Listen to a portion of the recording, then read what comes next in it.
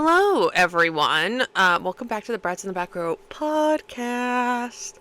The podcast where one of us forces the other brats to listen and watch I don't know why I said listen, but watch a movie of our choosing. I'm M. I almost said I'm Allie. I'm everywhere right now. Hey. That is not you. That's not who you are. I'm Allie. Who am I? And I'm Allie. Emily. Okay. I'm Aelina. Okay, interesting. Mhm.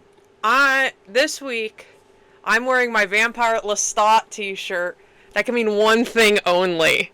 We have finally watched the 1994 Interview with the Vampire plus the pilot to the 2022 AMC series that I love. Yee! Here I have my books next to me. There's more, but I'm too lazy to get them. Wow. And then You're in. my diary that the fan replication of Claudia's diary from the series. I do need everyone to know this is Emily's hyperfixation. They've been hyperfixated on Interview with the Vampire a year. And we've heard nonstop about it. It is and I don't know why. Can I also say for the record, I watched the first season before Emily even knew about it. It's true. That's true. But you didn't carry on like I did. I just didn't get hyper fixated on it. You should. I reacted like a normal person. It's okay. I knew about the Beatles before May, so it all works out in time. And we just had to do a little switch. A little switch. So it's okay. But yes, I have been deeply hyperfixated on the show for a year now. It is probably one of my longest hyperfixations I've ever had. I don't know why. I do know why. I think it's actually really good television, but I don't know why specifically I've latched onto it so deeply. I think it's because I finally have time to latch onto things. So, true. I don't know. But yes, I am very hyperfixated on the show. I have my Claudia bookmark in my book right now. I have my Claudia keychain on my keys. It's insane. And then I accidentally put my Claudia keychain on my mom's set of keys, and she went, "Who's this little angel that's on my keys?" And I went, "That's Claudia." She went, "Oh, interesting." But before I start rambling, because folks at home or on the 405 or wherever you are, because I know you're on that 405, this is going to be a long episode. I have already prepped the brats so I'm prepping you. Get comfy, grab a drink, grab a snack, go to the bathroom if you can, or sit in traffic and zone out like I do when I'm listening to things. There's going to be a 10-minute zoning out in intermission. traffic. So wherever you are at that 10-minute intermission, pause, get up, Get walk out of the car. Get out of the car, stand on the freeway. Stand on the freeway. If you're on the 5 North going to LA, it's get out. But yes. Before we get into it, how is everyone?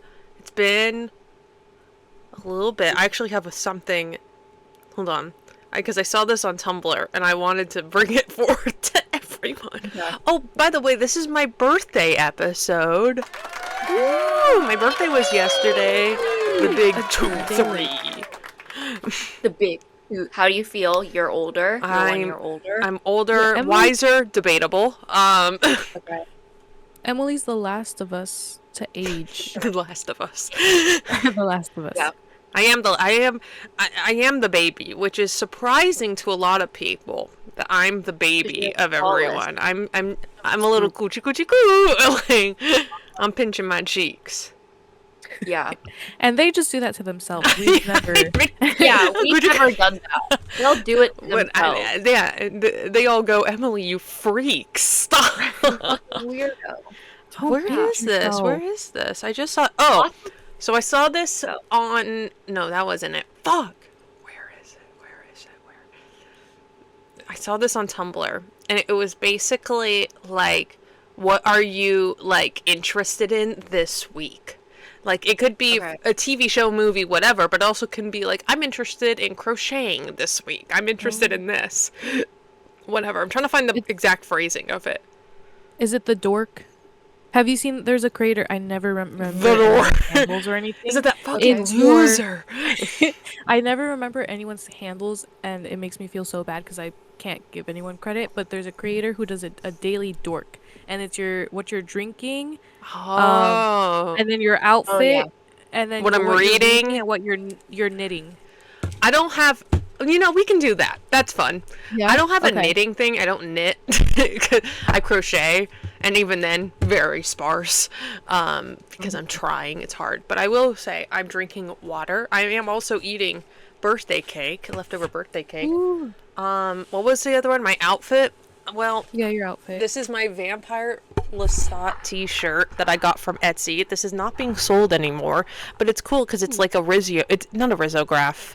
It's a carved out stamp that they stamped onto it, and it says "For one night only, the Vampire Lestat, San Francisco, 1985," which I'll get into what that lore means in a little bit. But I was wearing that, and then my jeans and my shoes. I'm reading a book that I've had on my shelf forever, called Cemetery Boys. It is a YA book because I've had it since I was literally like 17. Like, I've had it forever. And I was like, it's like Halloween. This is probably a good time. It's not a bad book. I'm very much not the age group for this book, but I'm having a good time. The one gripe I have with this book is they keep saying that where they are is like, we live in East LA. This is what East LA is. And I'm like, great. Where in East LA? Because that's a big city. That's a big part. Chunk of the city. East LA. I'm like, this is just how East LA works. This is like East LA. And they keep like saying that. And I'm like, where in East LA are you? You can't just say East LA and be... We're narrowing down LA, but it's still gotta be like...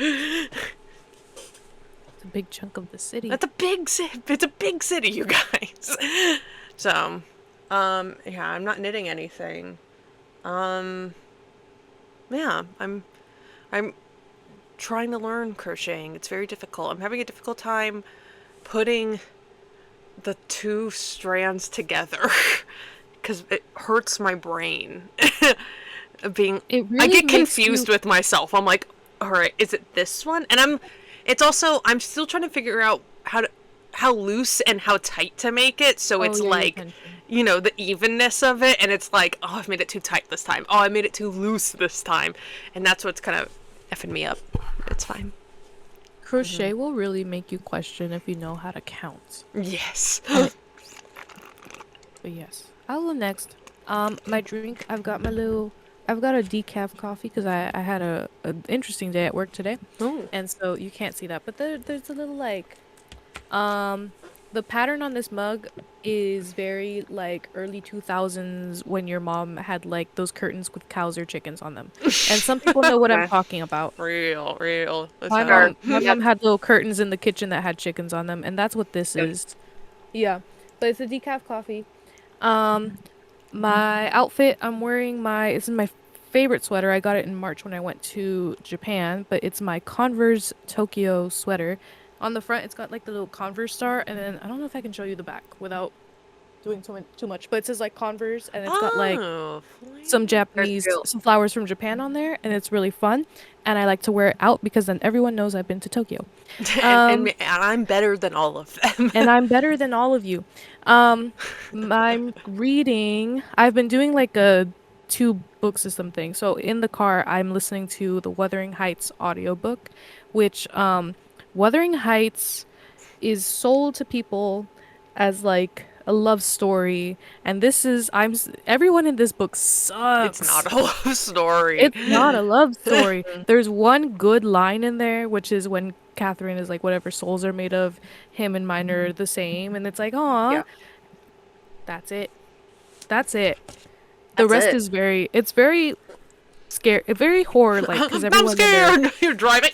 Now I'm scared. Yeah, everyone sucks. Everyone's evil. So that it's actually really good for this time of year, I think. It's my first time like reading to Wuthering Heights, so I'm having fun. And then I'm rereading in my spare moments If We Were Villains. Also really fun. Is kind of like a dark academia read. It's these Shakespeare nerds. And then there's a murder and it's fun. DORK. Knitting. I don't knit. I'm crocheting. I decided to take some of my like extra yarn and make some blocks. But I'm not very good at making squares. And so I keep redoing my squares, but it's fun to just kind of do something with my hands. I don't know if I've told everyone in the audience this yet, but I crochet mostly for charity because I need to crochet or else I'll lose my mind. Oh. But I don't need 30 blankets, and so a lot of the stuff I make gets sent off to charity. That's good. This particular charity, Warm Up America, they often ask for like squares so that they can put together blankets, and so that's what I'm trying to do. But I will always send stuff in being like, they're gonna hate this, even though they actually really, really need it. They're very much appreciative. They judge it based on how much they like it. They're all, this one sucks. Sucks. But I do try to send them my absolute best. Of and course, so that's why you're trying. I'm trying. For a week now, I've just been on one square being like, ugh. Yeah. Yeah. That's all good. Yes. Okay. My turn. I'm drinking water, and right now I'm eating popcorn with nutritional yeast on it. Very good. My outfit today, I showered before this because I couldn't shower yesterday because I was at the Lorde concert. So I needed to shower. And so now I'm in my pajamas. But I've put on the blazer that I was wearing today. That's kind of a all look. right. To kind of just like, Yeah. All right. That's the outfit right now. And then reading. I just finished reading American Psycho. Which I really liked as a book. It's really disgusting and gross. If you've seen the movie, you know what's gonna happen in the book, but it's like 10 times more graphic. So that was gross. But it was really good. I haven't started reading something new yet. So I'm kind of in an in-between state.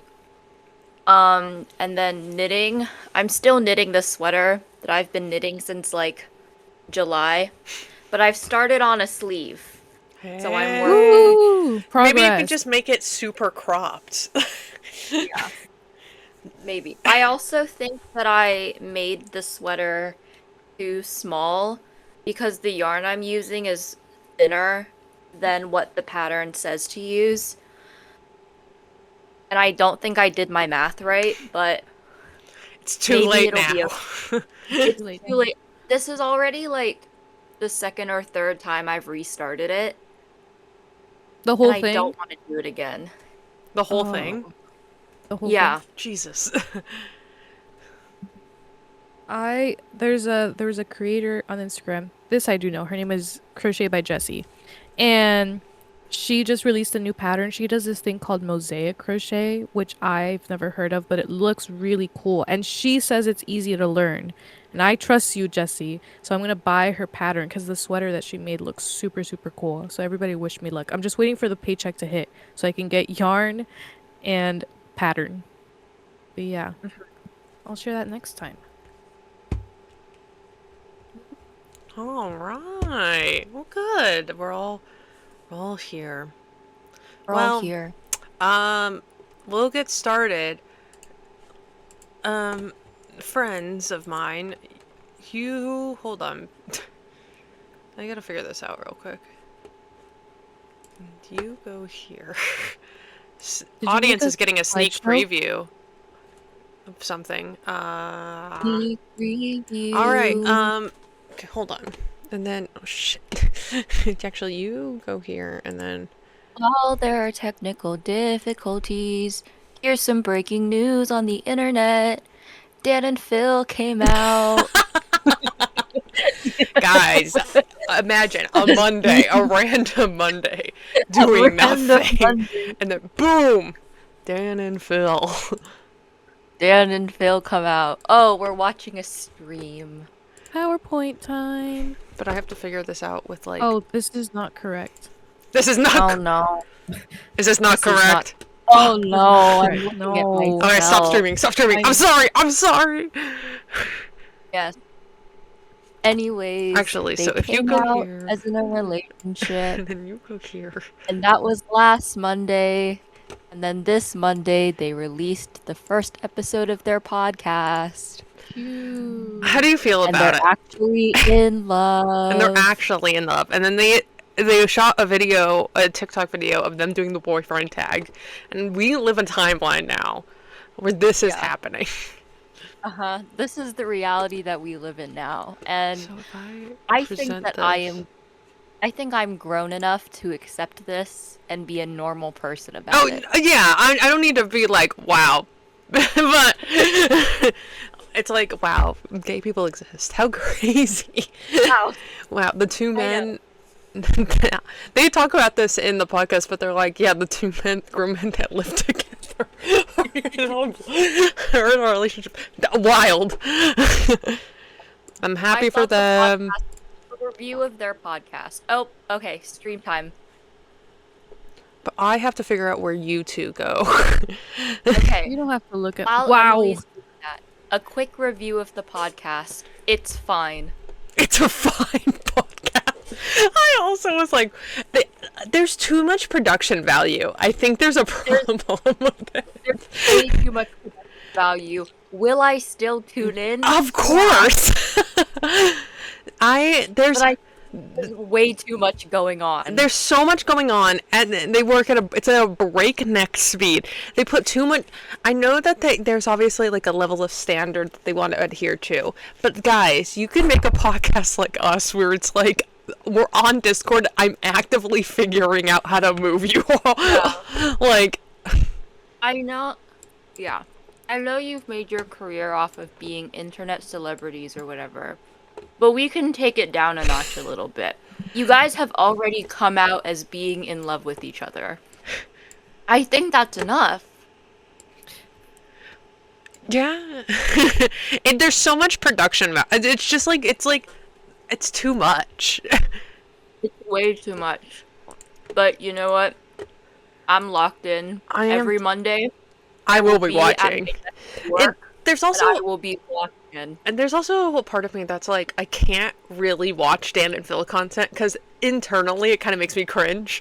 But I have a lot of love for these people, so I'm like, well. I know. Okay, It's really tough. and difficult. I think I figured it out.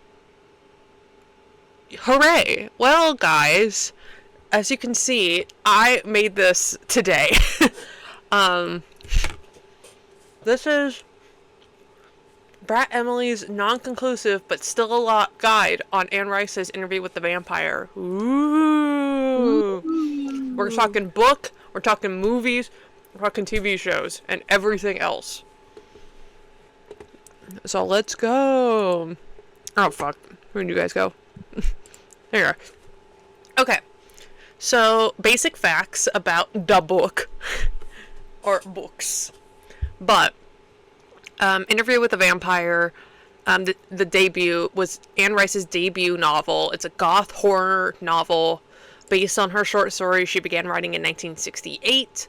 And in 1970, while Anne Rice was attending a graduate program in creative writing at San Francisco State University, her daughter, Michelle, then about 4 years old, was diagnosed with acute granulocytic leukemia, and then she died 2 years later of the illness. So she fell into a deep depression and decided and turned to alcohol to cope, and many have realized that the inspiration for Claudia was based on her daughter. So the whole, yeah, it starts off on a sad note, because this is a sad book, genuinely. It's about humanity, and she's had the story of the vampire, the short stories is the interviewer telling the story about this vampire, but then she flipped it and then gave it a much larger, big tale. She did research on vampires during the day and often wrote during the night. And then the book was released to mixed reviews, but is now hailed as kind of a foundation of modern vampirism and is hailed as a cult classic. The reason we have modern vampires is because of like Lestat. Like, he's kind of the main dude in the way we see vampires now. And it also spawned 12 sequels in just the vampires stories. Okay. All written by Anne Rice, and in her later years when she was getting much older, co-written by her son Christopher. But 12 sequels, all known as like the Vampire Chronicles. I will give you all of them. There's Interview with the Vampire from 1976, which is about Louis de Pont de Lac, who tells a young reporter the story of how he been made a vampire in 18th century New Orleans by Lestat de Liancourt. In creating and sheltering the child vampire Claudia, Lestat and Louis have an unknowingly set tragedy in motion. The next book was released in 1985, and it is the vampire Lestat. The book chronicles Lestat's own origins as he resurfaces in the modern world and attempts to find meaning by exposing himself to humanity in the guise of a rock star. Allie's face. Season 3, baby. Season 3 is all about a rock star. When I first was getting into this, I thought that was just a creative choice that they decided to make for the show. And I was like, okay, that's interesting. Maybe there's something there. And then I was like, oh, that's a real thing she wrote down. Anyway, it attracts the attention of the ancient... His rock stardom, Lestat's rock stardom, attracts the attention of the ancient vampire Marius de Romanus, and culminates in the accidental awakening of Akasha, the ancient Egyptian queen and first vampire who has been immobile for millennia and safeguarded by Marius. And that starts... No. And I'm done. It's book 2. We've already gone too far. Oh, Allie. We haven't even gone far yet. We have 10 more books to go through. We have 10 more books just in the vampire series. Okay. The next book, which is the book I'm reading, I read, as I've told before, I read seasonally, and I'm reading this book in winter. This is The Queen of the Damned, which was released in 1988. And Lestat has awakened Akasha, the first of all vampires, who has in her thousands of years of immobility contrived an idealized way to achieve world peace by killing almost all males and destroying all other vampires. Okay, I'm back on board. And I'm back in. And Akasha... My girl, like, Let her cook. I see Let it. her I see cook. the and let her vision. cook. She is herself spoiler. She is herself destroyed by the vampire witch Makari, who is awakened and returned after 6,000.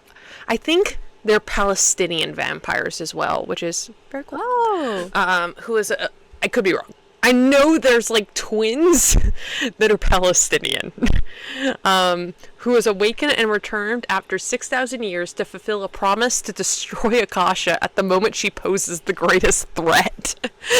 Nice. And then, okay, book 4, The Tale of the Body Thief in 1992. The Interview with the Vampire, Vampire Lestat, and the Queen of the Damned are known as like the original trilogy. Really, like that. Those are the 3 books that essentially like kind of culminate what this show is gonna be. They'll add in elements of all the other stuff, but like plot wise, it's those 3 books, and that's kind of the original trilogy. And then you kind of go off the rails. 1992 is The Tale of the Body Thief. The novel finds Lestat haunted by his past and tiring of immortality. A thief switches bodies with him and runs off, and Lestat enlists David Talbot, leader of the Talamasca, and one of his only remaining friends to help him retrieve his own body. The Talamasca is the secret spy organization that keeps all the supernatural entities at bay. Wait, Okay. is this okay? Are Are they made of supernatural people, or is this like a government thing? It's yes to both. So we'll get into it, but they just released the TV, like the first episode of the TV show of the Talamasca. There's no Talamasca books.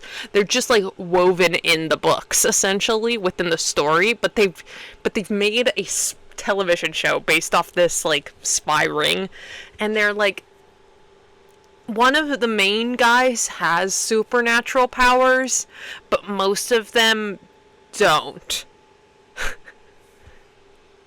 So they're just guys? And women. It's very...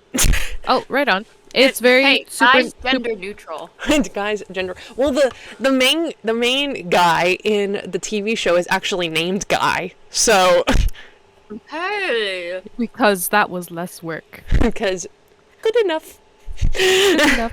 It's very supernatural, very X-Files. It's very X-Files-y. I would say that, but more like like thriller spy-ish. Yeah, Then I think in Supernatural season 12, which sucks. That's when I stopped watching. There's like yes, a that's when I stopped watching season 12. Girls, that's so far. I did. It is pretty far, but I stopped watching season 12 because it was clear to me that this was no longer working. But there's like a British society of like, they do the same thing Sam and Dean do, but they're like very professional about it, and they have like tools and stuff. Okay. Whereas like the American version is, these like very like redneck kind of, traveling all over the country fighting doing demons it kind of just thing. more Yeah. vigilante-esque. Yeah. Interesting. Okay, so much like Supernatural. And yes. And yes. 1995 has Memnoch the Devil. Lestat meets the devil, who calls himself Memnoch. He takes Lestat on a whirlwind tour of heaven and hell, and retells the entirety of history from his own point of view in an effort to convince Lestat to join him as God's adversary. In his journey, Memnoch claims he is not evil, but merely working for God by ushering lost souls into heaven. Lestat is left in confusion, unable to decide whether or not to cast his lot with the devil. Okay. Sure. Yeah, I will accept these terms. Okay. I think he tries to romance Jesus in that one, but I could be wrong. Oh yeah. Oh yeah. And there it is. And there it is. I could be wrong on that. Oh wait, I'm on the Wikipedia. And I'm looking. Yep.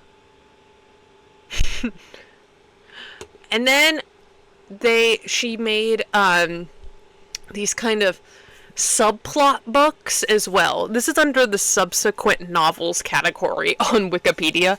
Okay. She has books in the New Tales of the Vampire. One of the books is called Pandora, which was released in 1998, and Vittorio the Vampire, and released in 1989, which do not feature Lestat at all, instead telling the stories of the eponymous peripheral vampires, the patrician Pandora from Rome in the 1st century BC, and the 15th century Italian nobleman Vittorio.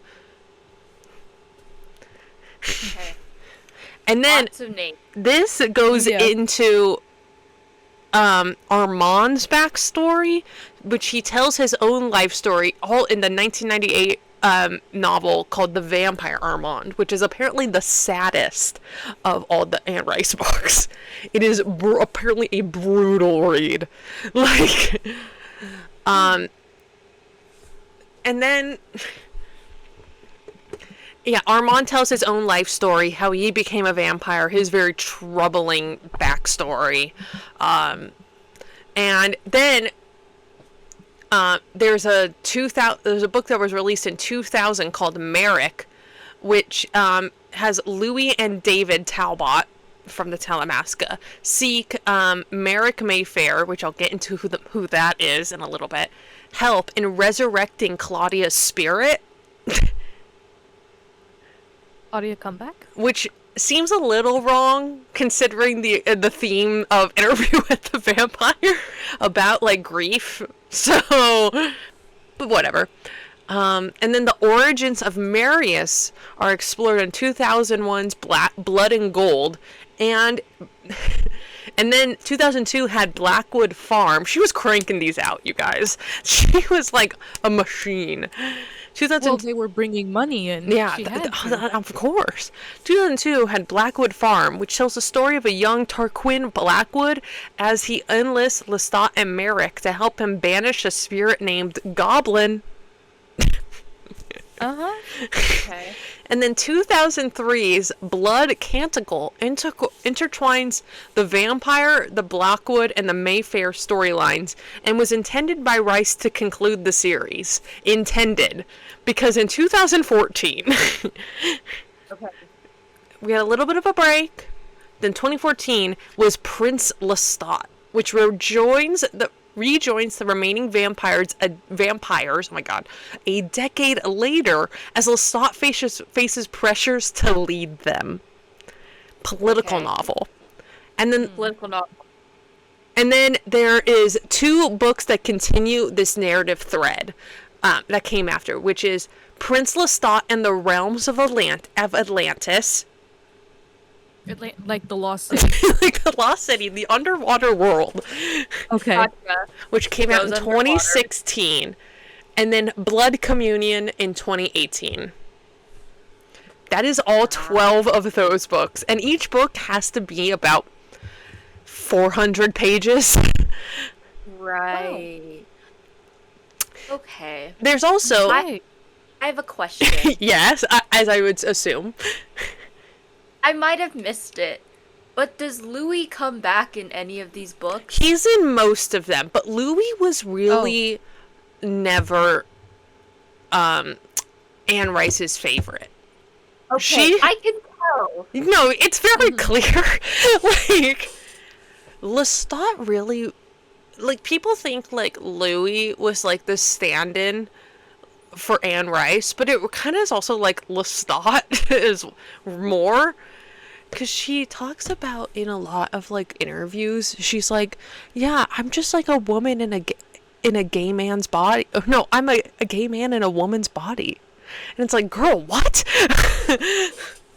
Girl, Okay. Anne Rice, we could get you tea. Okay, interesting. I'm absorbing information here. I'm seeing, I'm understanding. I'm learning so much. Okay, And then I understand. there's, as you see, another little bullet point at the end, which is called Other Supernatural Books. And I alluded to this talking. So there is a trilogy she wrote called The Lives of the Mayfair Witches, which is a gothic supernatural horror fantasy novel by Anne Rice, which centers on a family of witches whose fortunes have been guided for generations by a spirit named Lasher. The series began in 1990 with The Witching Hour and was followed by the sequels Lasher in 1993 and Taltos in 1994. Yes. Can you You repeat cut out. all of that? Oh, I'm sorry. Did I You cut out? for all of that. For all You of that. cut out after there are other supernatural Supernatural books. My computer did say, like, on, like, whatever. It was being weird. Okay, so there are other supernatural books as well, as I alluded to previously. So there is the Lives of the Mayfair Witches, which is a trilogy of gothic supernatural horror fantasy novels, also written by Anne Rice, which centers on a family of witches whose fortunes have been guided for generations by a spirit named Lasher. The series began in 1990 with The Witching Hour, and then followed by the sequels Lasher in 1993 and Taltos in 1994. Okay. Okay. And then in 1989, she wrote a horror novel called The Mummy or Ramses the Damned, which is about mummies. She kind of really got into, like, ancient Egyptian history with, Yeah, I could tell. Yeah. and you Yeah. start reading it and you're all, it kind of comes out of left field. You're like, whoa, all right, cool, but all right. It takes place during the early 20th century and follows the collision between a British archaeologist's family and a resurrected mummy. Love. And then the novel ends with the statement, "The adventures of Ramses the Dam shall continue." And 28 years later, Rice fulfilled this promise with Ramses the Dam, The Passion of Cleopatra, written in collaboration with her son, novelist Christopher Rice. And then a jointly authored third novel in the series, Ramses the Dam, The Reign of Osiris, was released on February 1st, 2022, 2 months after Anne Rice's death. Okay. Ooh, okay. And yeah, okay, that's all the books Anne Rice has written. She's only written in this universe. She's never written anything really outside of it. Okay. Fabulous. Great. Any more questions? I love that she knows her niche. No, she's, when does she have the time? And women, you can have it all. Yeah. A family, alive. 28 books. 28 books. Vampire Lestat. The vampire Lestat. Being a gay man, you can have it all. Yeah, in a woman. You can have it all. All right, next slide. Whoop. Whoop. That movie. Da movie. Oh, we cover Brad Pitt, but that's fine, actually. Okay. That's better, actually. So we watched Da Movie today, which is the 1994 film Interview with the Vampire. It was directed by Neil Jordan, who also wrote that trans Cillian Murphy film, Breakfast in Pluto. Right on. Thank you, Cillian. And I know what you are, sir. Cillian? Jordan. Yeah. Jordan? Cillian?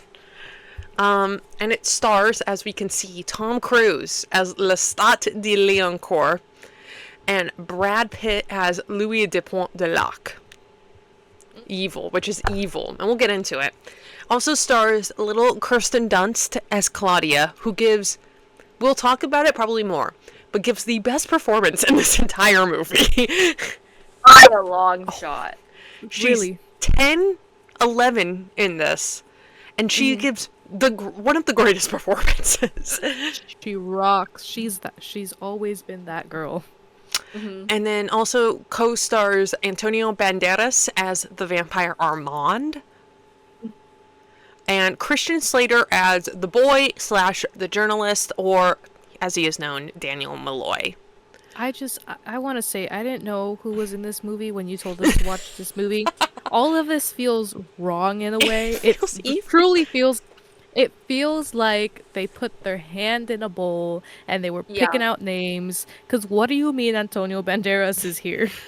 Why is he here? And not to it's kind of crazy. It is I guess he was just a very popular actor at the time, and he is. It's Antonio. And he is, and I love him. And I love Antonio Banderas. It is crazy, because you're watching it and you're like, that's Tom Cruise. That's Tom Cruise. And Brad Pitt in most of the movie is sitting across from Christian Slater. All right. Yeah. Why not? Well, sure. Why the hell not? Yeah. We'll talk about this more, but definitely other than 10-year-old Kirsten Dunst, every other casting choice in this movie felt like a last-minute decision. Yes. Yes. They realized that production was starting in a week, and they hadn't They're like, shit. figured out what We didn't cast anyone. We didn't cast anyone. Who's available? have is Kirsten Dunst. Yeah. Nope. It was. Well, so I actually have a whole thing on casting right here. I was reading the Wikipedia, and I literally just copied and pasted the whole Wikipedia because I was just like, "There's a whole thing here." Anyway, Interview with the Vampire is about a vampire who relates his epic life story of love, betrayal, loneliness, and dark hunger to an over-curious reporter. So with the casting, here's some crazy points. I'll just read you this, and I'll break. Author Anne Rice adapted her 1976 novel Interview with the Vampire into a screenplay with French actor Alain Delon in mind for the role of Louis. Okay, I'm picturing it. And I'm understanding. I see I the get vision. her vision. I have a sixth sense. It's happening. Yes. Later, And I think she's correct vision. Right. I think she was right, actually. Later on, when Interview entered the casting stage, British actor Julian Sands was championed by Anne Rice and fans of the novel to play Lestat. But because Sands was not a well-known name at the time, being only famed for his performance in A Room with a View, he was rejected and the role was given to Tom Cruise. So Out of left field. opposite. Like, Yes. because of his star power, Cruise received a record $10 million salary and a percentage of the profits. Okay. This is Sure. after. What was he doing before this? I know I should know this because this is one of my favorite movies, but I'm like, this is after Top Gun. This is after Top Gun. He is post Top after Top Gun. Gun. Post Post Top Gun. risky business. Post risky business. Is he like? Let me does see. he know? Does he understand what this series Does he- is, or were they Does just he like, no? or was Yeah. it were they just like? How much was he briefed on Interview with the Vampire before he went into the audition? Because he's Hold making on. choices in this that I'm not happy with. Release date earliest first. Let me look. The movie he had before this was The Firm and A Few Good Men. Okay. And then I've seen A Few Good Men. right after this was Mission Impossible. What? Okay. Right. Yeah. So, can you imagine him getting off the set of Interview with the Vampire, going straight to the set of Mission Impossible? Possible. I hate that. I hate that's what he was doing. My In the- man is a genius. versatile. Oh, Hey, also, That Church of Jerry Maguire Scientology- was about to also come out. Oh, yeah, sure. very. That Church of Scientology is putting in the work. They're knocking They on were- the door. It's going, They hey, were man. booking him for anything. His filmography is kind of crazy. Like, It's there's a kinda lot crazy. happening here. A Don't Few Good become one of Men. our great movie stars without doing a little bit of silly. Yeah. A Few Good Men is like he's like a lawyer in the Navy, and it's a very like serious drama thing. And then he went to do this where he plays a vampire. I will say, out of like all the things, maybe not The Outsiders, but everything else is like there's like a certain theme with it, and then boom, Interview with the Vampire. With a Interview with the vampire. Vampire. Yes. So I will say, okay, I'm looking at the guy that Anne Rice originally wanted, Julian. Sands. I'm looking at him in Room with a View, and I will say, based on looks alone, I think Tom Cruise is the right pick. yes. Oh. Because No, I Tom haven't seen Cruise in this movie has something very effeminate about him, which a vampire inherently needs to have. Specifically, a vampire Lestat needs to have. Yeah. Like, you have to be also a girl. Oh, a little lady, You have to be a beautiful lady. a beautiful woman. It was. Yeah. Yeah, I will say, I really do like Tom Cruise as Lestat.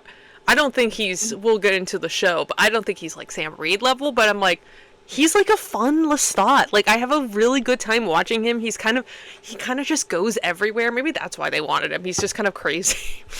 Yeah. Well, He's he was, giving like- the second best performance in this movie. Yeah, I Yeah. really like him as Lestat. Not Kirsten Dunst level good performance, though. She's No, no, top. no, Kirsten's up here. Tom's like right here. Yeah. And then Brad Pitt is down at the bottom. Yeah.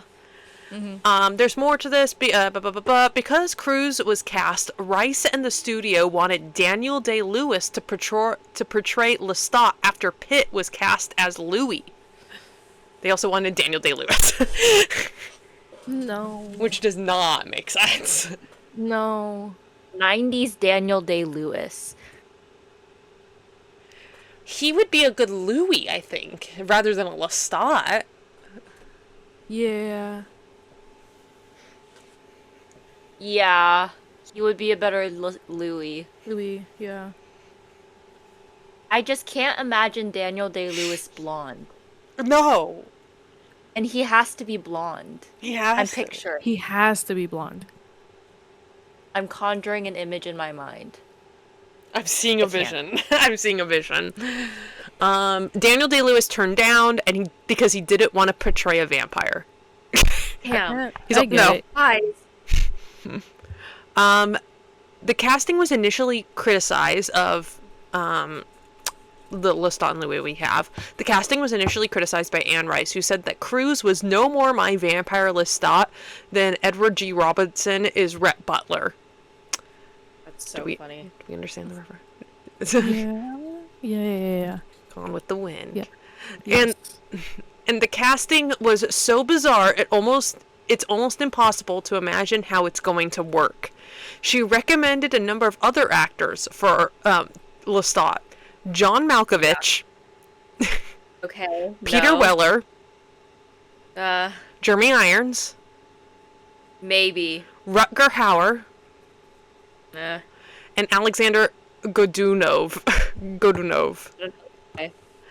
I don't know any of these. See, she suggested that Brad Pitt and Tom Cruise also switch roles, stating that I tried for a long time to tell them that they should just reverse these roles, have Brad Pitt play Lestat and have Tom Cruise play Louis. Of course, they didn't listen to me. Why did they say, why of course?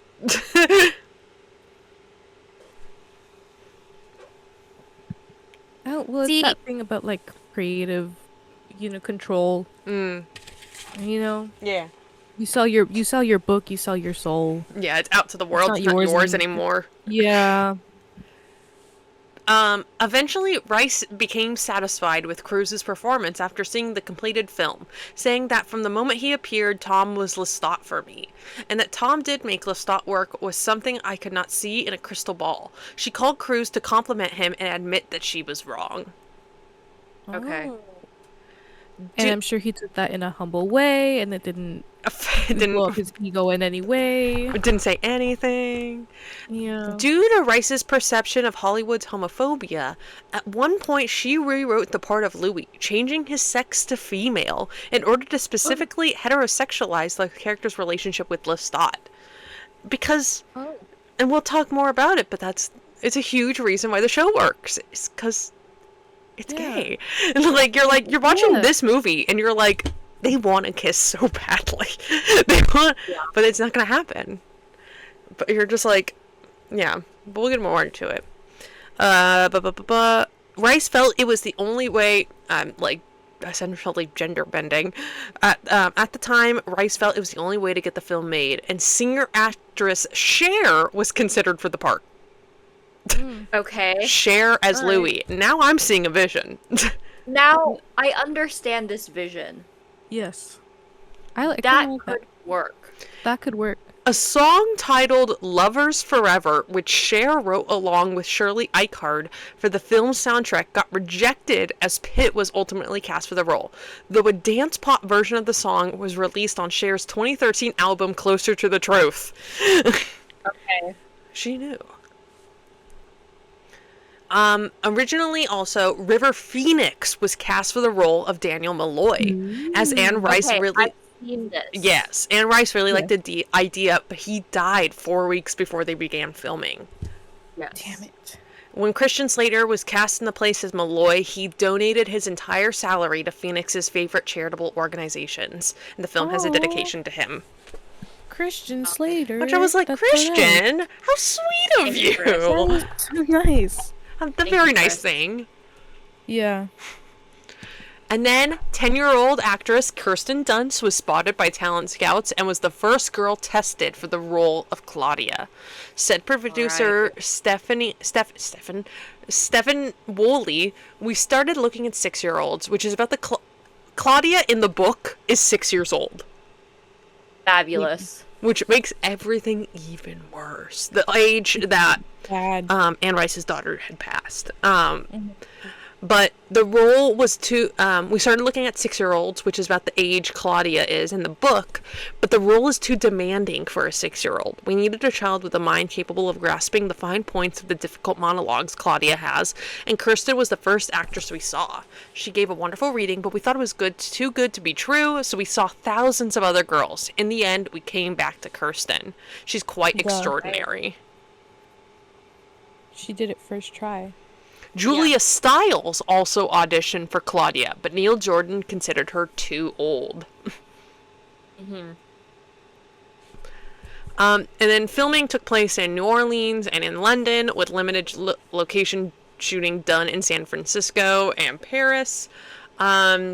This is part of my filming and depression, because little fun fact, Brad Pitt admitted in a 2011 interview with Entertainment Weekly that he was miserable while making the film, and even tried to buy himself out of his contract at one point. Yeah. We know. You could tell. I can tell. I'm seeing with my eyes.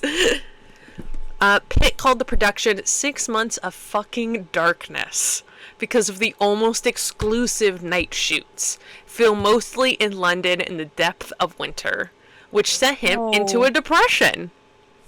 Good for you, man. The script, which he received only 2 weeks prior to filming, which goes along with our theory that they were like, shit, we haven't cast anyone. The script, which he received only 2 weeks prior to filming, was also a source of disappointment. He unfavorably contrasted the character of Louis, which he admired in the book, to that presented in the script. In the book, you have this guy asking, "Who am I?" which was probably applicable to me at the time. Am I good? Am I one of the angels? Am I bad? Am I of the devil? In the book, it is a guy going on a search of discovery. And in the meantime, he has this Lestat character that he's entranced by and abhors. In the movie, they took the sensational aspects of Lestat and made that the pulse of the film. And those things are very enjoyable and very good, but for me, there was just nothing to do. You just sit and watch. Yeah. Which is what he does in that movie. He doesn't do anything. And then, other little tidbit, Oprah Winfrey walked out of an advanced screening of the movie only 10 minutes in because of the gore and dark themes. She considered canceling an interview with Tom Cruise promoting the film, stating, "I believe there are forces of light and darkness in the world, and I don't want it to be a contributor to the force of darkness." Okay, Oprah. Oprah. It's not that Oprah, deep. let's calm down a little bit. Oprah's gonna be okay. Oprah, it's not that deep. It's still a movie about gay vampires. Like, we're fine. And that was the darkness. It was. That was the darkness. You know what? Yeah. At this point, she's interviewed Ellen, and Ellen has come out to her though. But no, I can't do it with But vampires. no, she was like, not vampires. We can't use Ellen as, like, the barometer. That's the only gay person Allie knows. It's Ellen. Nuh-uh. What the hell? No, but no. I'm saying at the time though, like that was like a really big thing. That was a huge thing. It was huge. So I'm like, Oprah, where was your empathy in this moment? Unfortunately, Ellen coming out was huge for queer history. Unfortunately. Even I know that. I'm sorry to everyone involved, but For Ellen's coming out. but it was a big deal. It was a big deal. It was a big deal. It was on TV. Sad but true. I just love no. No, I don't. I know others. Others. Anyway, speaking of this review, also critics didn't like Brad Pitt. They also were like, "You suck." Yeah. And the movie was nominated for 2 Academy Awards: Best Art Direction and Best Original Score, and won none. All right. But it did win an award, a Razzie, Nice. Nice. for worst on-screen couple. They are. Which I was like, okay. And yes.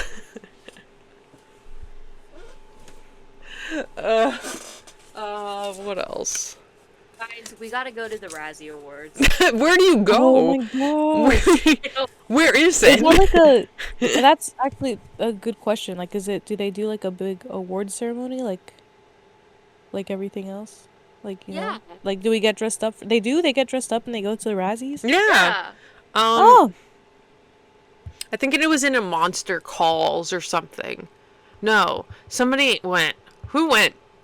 Like a famous person that got nominated for it went to the Razzies. Halle Berry? Halle Berry. Was it for a monster in the monster call? Something like that.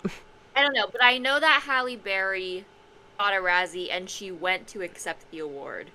love. Why is People magazine reporting on Dan and Phil having a romantic date in London? Okay, guys, get out of my home. Get out of my way. This is a safe space. Get out of my safe space. Get out of your People magazine. You don't belong here. All right. We're gonna, after we talk about the next slide, we're gonna give our thoughts on both the show and the movie, because the next slide is all about the show. Oh god. Okay. Wrong one. Oh god. Oh god. Oh god. There we go. All right, guys. Dun, dun, dun, dun, dun, dun, dun. This is the show. Dun, dun, dun. Anyway, the show came out in 2022. It's created by Roland Jones for AMC, and has executive producings by Anne Rice and Christopher Rice. The second season, all about... So, Interview with the Vampire is split into part 1 and part 2. Everything in New Orleans is part 1, and everything with the Theatre des Vampires is part 2. So that's how they split it up. Season 1 is all New Orleans, and then season 2 is all Theatre des Vampires. Which makes sense. Yeah. Which works way better than whatever the hell we were watching. Because it's anyway. And then the third season, which is The Vampire Lestat, is in 2026. They're supposed to stop filming literally tomorrow. But, like, principal photography is supposed to end tomorrow in Toronto. And then I think it's April it's gonna come out. They haven't officially announced that, but, like, people are like, I think it's gonna come out in April, which I'm very excited about.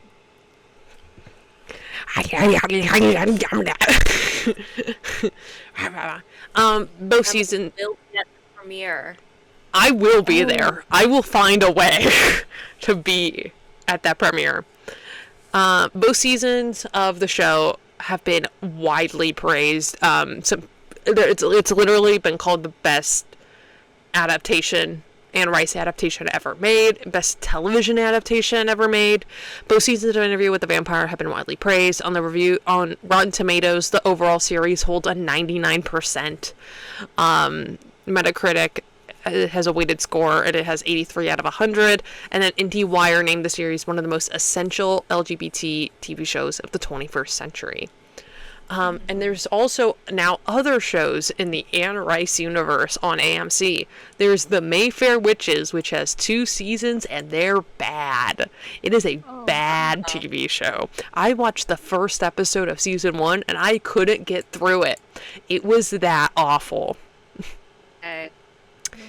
And they just released episode 1, kinda. They like leaked it, essentially. They put it under the first episode under The Walking Dead, and people were like, why is this here? And then it's the first full episode of the Talamasca show. And so I watched it. Isn't this the one with Jason Schwartzman? This is the one with Jason Schwartzman, and he's in it, and he's in that first episode, and it's so funny, because we'll talk about it, but a lot of the casting of these TV shows, they cast people that are, Interview with the Vampire specifically, they cast people that are, like, really well known, specifically in, like, the theater world, but not really well known in the television film world. Jacob Anderson's kind of like a bit of an outlier here just because he was on Game of Thrones, but like but not really. But yeah, but I was watching the Talamasca show, and Jason Schwartzman plays this vampire named Burton, who is the gayest vampire it's essentially like a stereotype at this point. It is crazy. But he plays it, and I'm watching it. I'm like, why are you here? Like, how did they get you on this? Why there's like oh my god, there is a shot in the show where he's like something Burton the vampire is telling Guy, the main character, is like going around in his head, and Jason Schwartzman is spinning in a chair, and it's like fast forward. It's so funny because I was like, why is this here? Why are you here? You're Jason Schwartzman. You're Nepo baby #1. But I will say, having Jason Schwartzman in this could not have been more perfect for me specifically.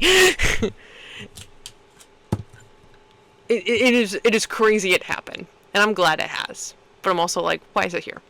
Anyway, Mayfair Witches, 2 seasons. It's bad. Talamasca is about a spy ring for the supernatural. It's not based on any of the books. It's just based on somewhat. It's like Interview with a Vampire is obviously based on a book, but Talamasca just has like inklings spread around all the books. So they're just kind of making it up.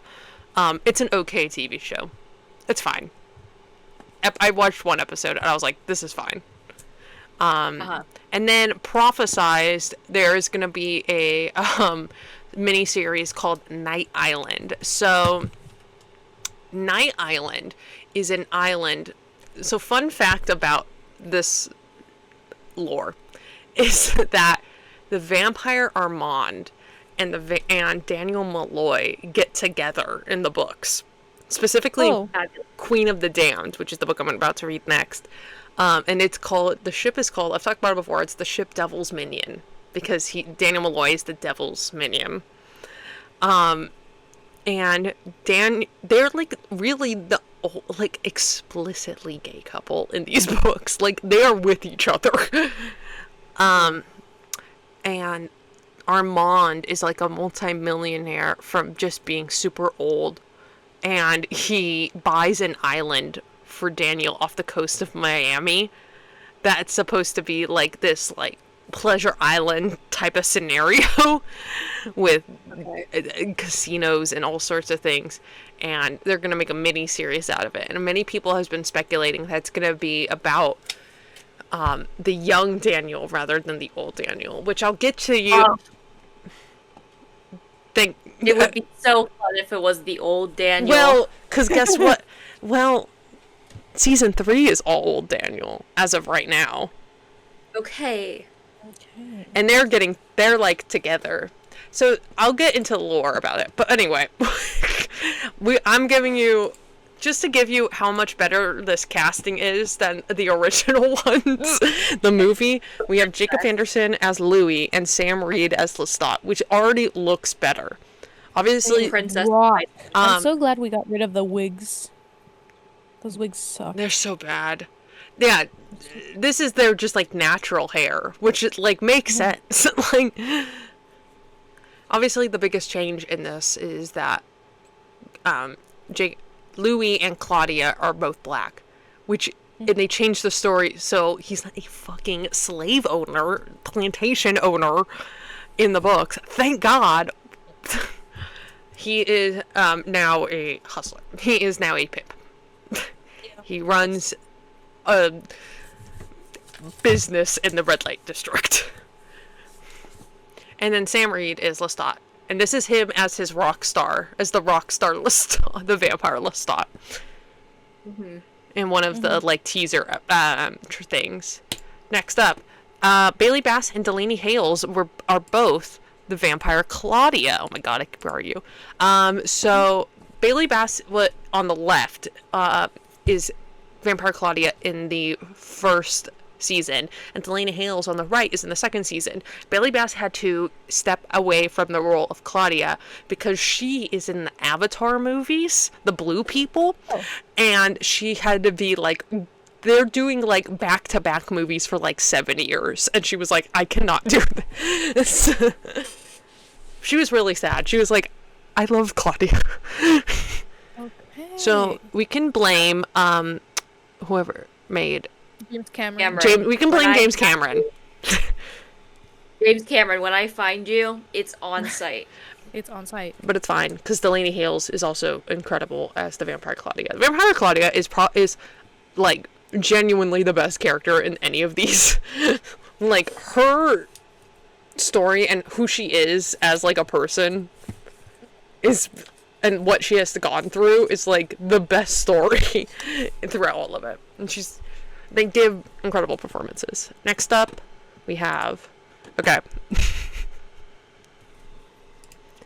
we have beautiful Assad Zaman as the vampire Armand. Spoilers, he's Rashid in the first, the pilot episode that we watched.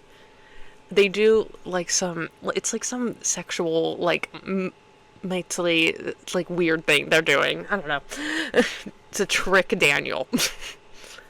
But Assad Zaman, he is our vampire Armand. And then there's two people that play Daniel Malloy. They've changed it so there was an original interview, as you see, like the Christian Slater interview. That was like the original interview with the young Daniel Malloy, who is played by Luke Brandonfield, who I've met. And had to stare at him and go, I don't know you. But I was like, I do know you. I know you so intensely. It's crazy. And then Eric Bogosian is old Daniel Malloy, who just got at the end of season 2, recently got turned by the vampire Armand, which happens in the book as well. And now he's a vampire now. He's an old vampire. The whole story, it's all coming together, right? The whole story is, at least by fan speculation, but it seems correct, but maybe I've just been in a sphere for a year, so, like, so essentially, like, there's a whole episode between these two. It's season 2, episode 5, it's called Don't Be Afraid, Just Start the Tape, and essentially, like, Louis picks up Daniel from a gay bar, and they go back, and Daniel starts wanting to interview Louis, doing the first interview. But then Louis tries to kill Daniel, like he had done to many other boys before. And then Armand stops him, and it's not, like, really clear as to why Armand stops him, but many people are like, does he like him? Or like him? Are you... and Daniel is gets tortured for like 7 days in their apartment in San Francisco, by Armand. And that's like Armand's way of telling him he loves him. This is way worse than... Oh! Okay. Because there's a whole lore with Armand about how the terrible things Armand has gone through. And so, but Daniel's also one of the first people to tell Armand that he's fascinating, and it's this whole thing of like, oh, you think I'm fascinating? Like, you actually... And he's, like, not lying about it. He's like, whoa. He can, like, go into Daniel's mind and go, like, I know you're not lying about this. I know you're not, like, trying to trick me. And so Armand saves Daniel, and it is fan speculation that, because at the end of episode 5, Armand and Louis wipe Daniel's memory of the entire incident, pretty much, of the whole days of being tortured and everything, and just of the interview. But it is again fan speculation that Armand sought out Daniel many times after it because he essentially liked him, and he was like, you're a fascinating individual, and I think I'm in love with you.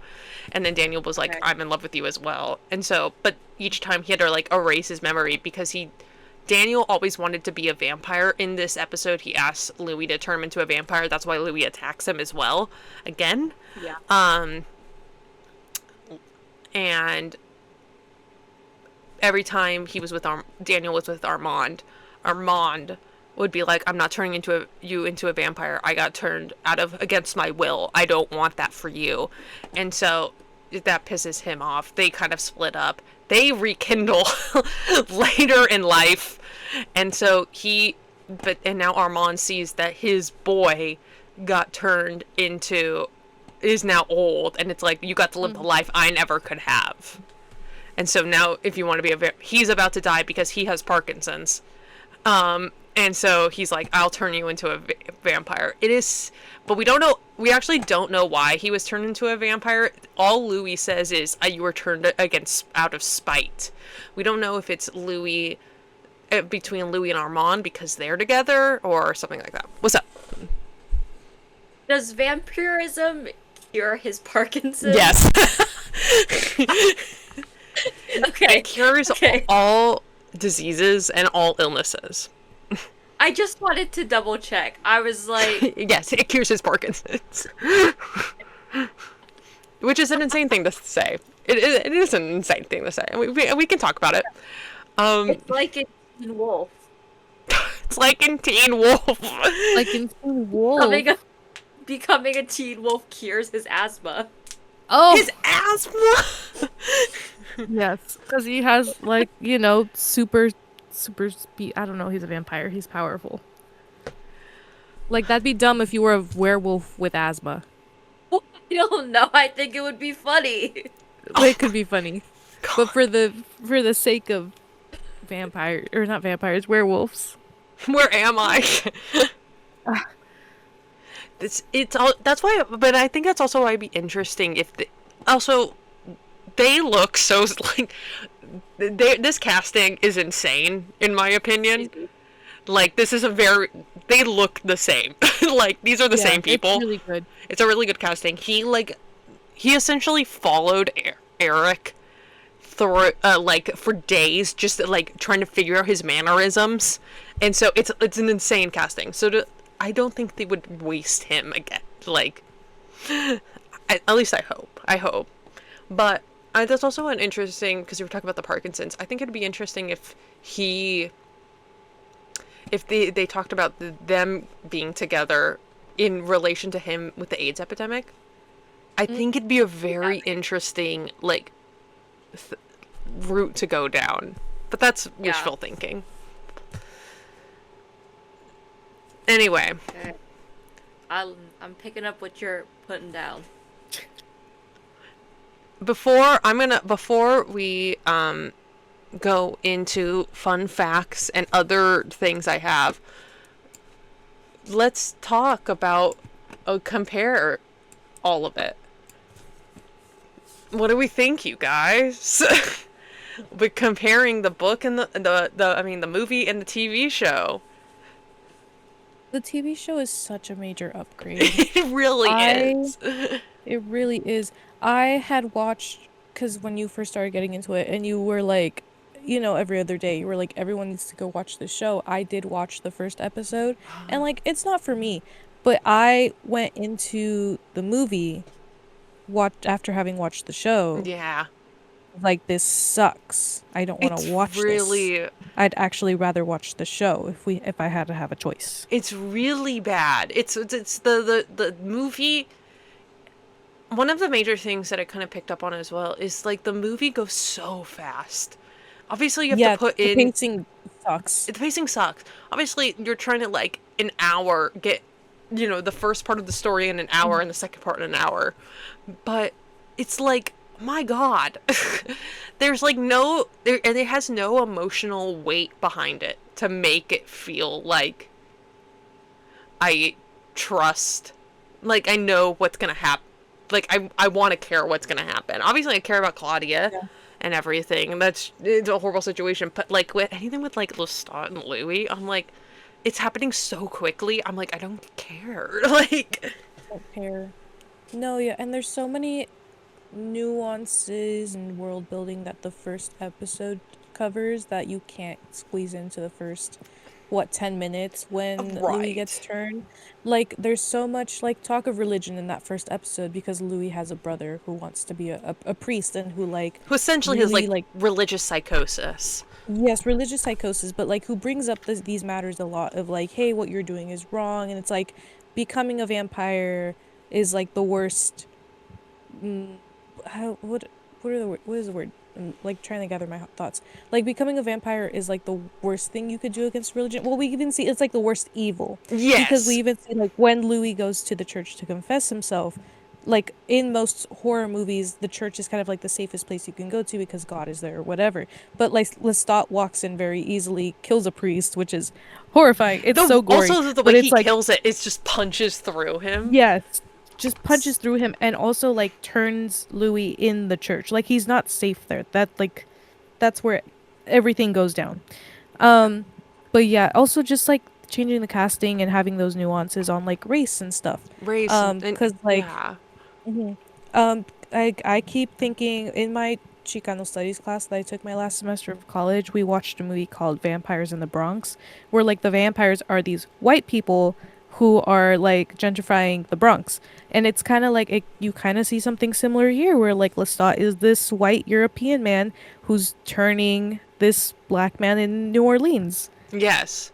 And and they delve very much deeper. Even Daniel calls it out in the interview in the show.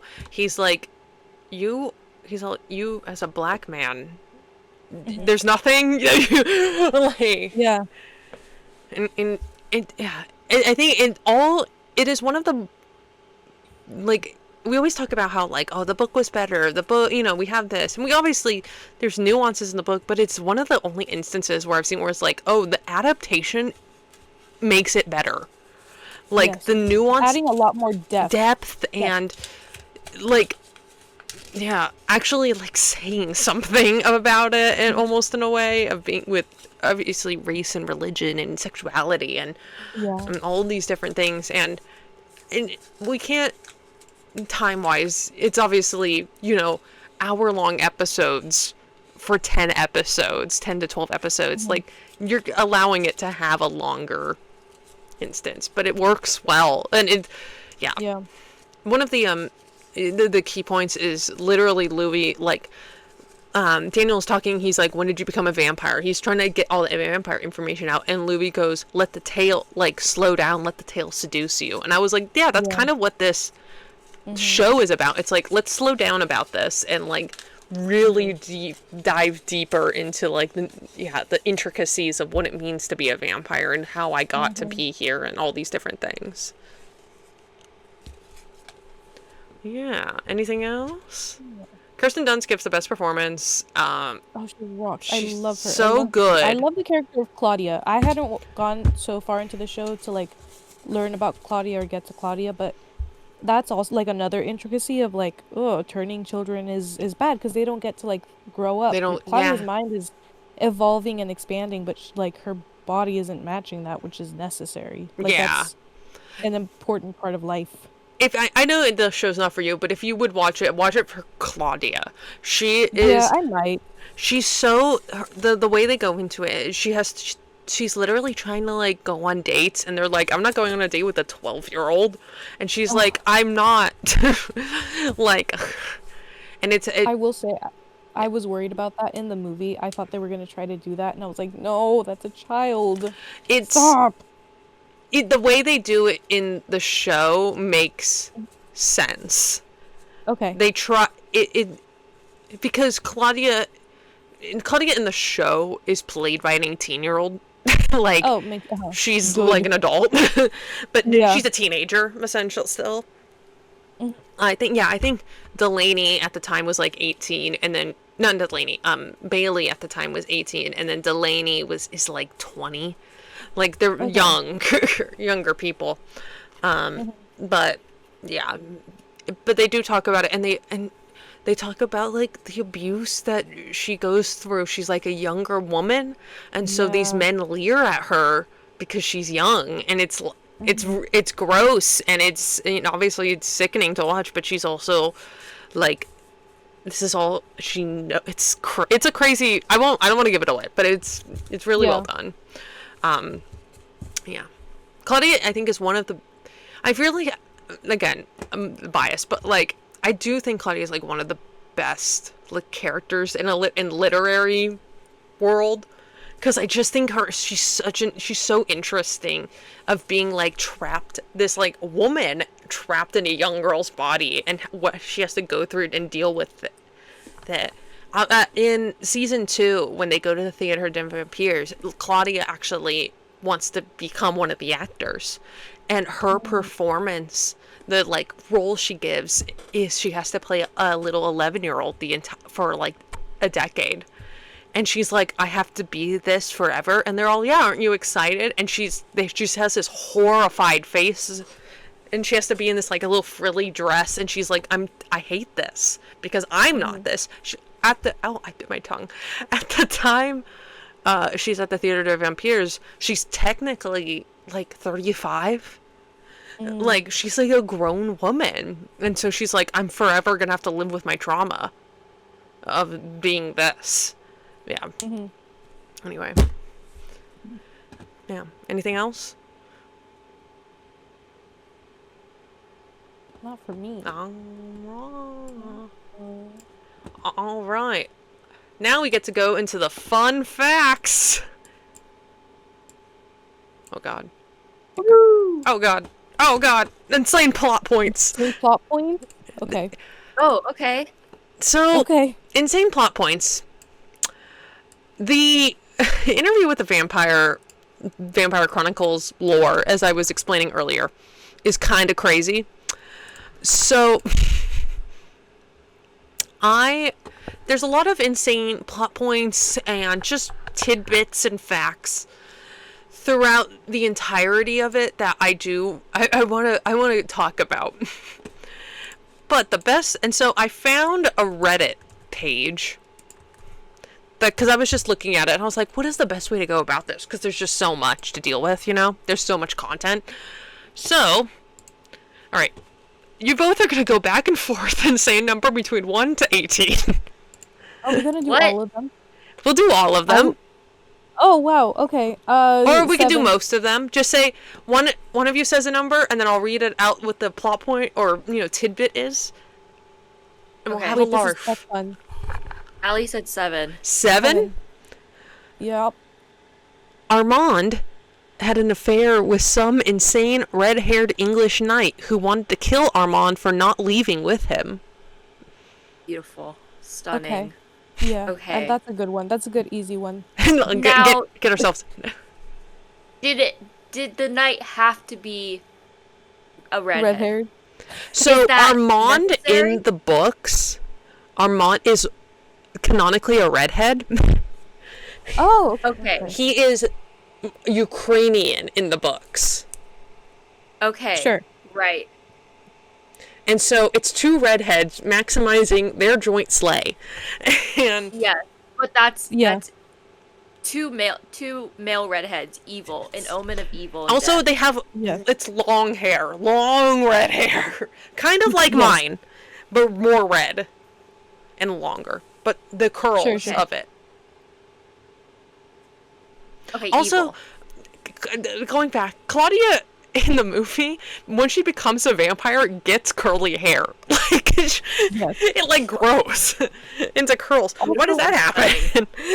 I kind of hate that it's like a rule of nature that they can't change their hair. That is a major plot point. So in the Vampire Lestat, we meet Lestat's mother, Gabrielle. Also a vampire? What? Also No. becomes a vampire because she's dying, and that's how Lestat saves her. But Lestat and the mother also have like a weird sexual relationship. It's crazy. No. Fabulous. But Gabrielle also has like gender dysphoria.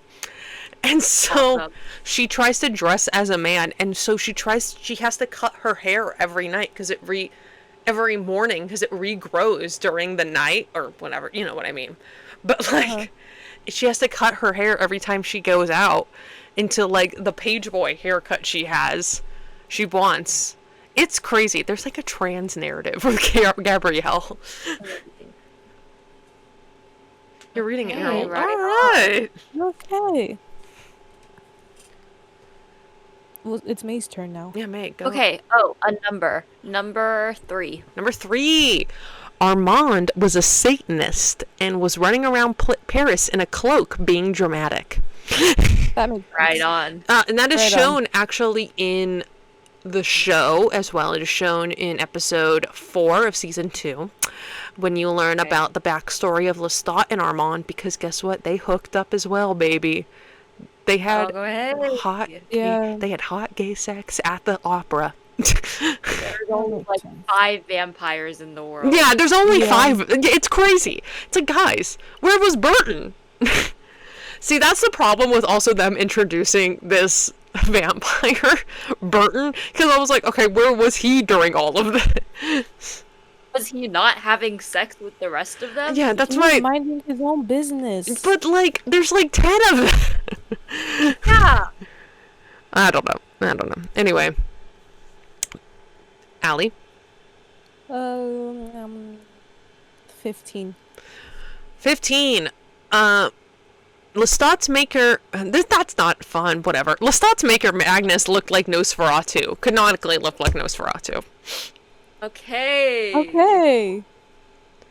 And he has been cast in the series. I can't remember. They cast recently Gabrielle and Akasha and Magnus and Marius for the new season because they become very big parts of this show. May, your turn. Number 9. Nikki, who was Lestat's first love in male, in Lestat is canonically, all vampires are kind of canonically bisexual, except Louis, Yeah. who they were like, that is a gay man. Right.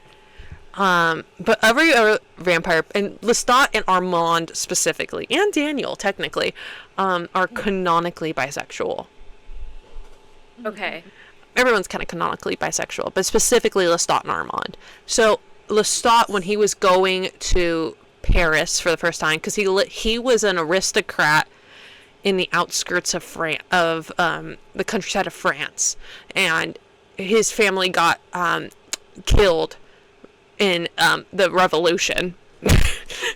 Oh. The Right on. can you hear the people sing? Right. He was there. He was there.